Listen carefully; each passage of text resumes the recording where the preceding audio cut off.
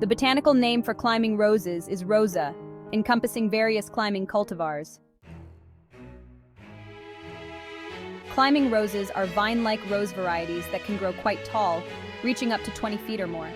They produce large, showy flowers in a variety of colors, including red, pink, yellow, and white.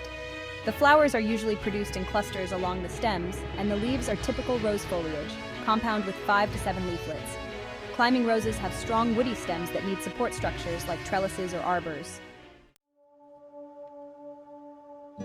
Growing climbing roses from seed requires patience and care. The seeds need a period of cold stratification before they will germinate. You can sow the seeds in the fall and allow them to experience the cold winter temperatures outdoors. Alternatively, you can stratify the seeds in the refrigerator for 4 to 6 weeks before sowing.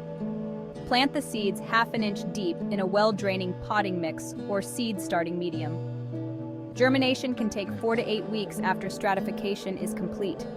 Transplant the seedlings into larger containers as they grow, and expect 2 to 3 years before climbing roses grown from seed will produce flowers. To ensure the health and beauty of your climbing roses, provide them with full sun exposure, at least 6 hours per day. Plant them in fertile, well-draining soil amended with compost or other organic matter. Water regularly, especially during hot, dry weather.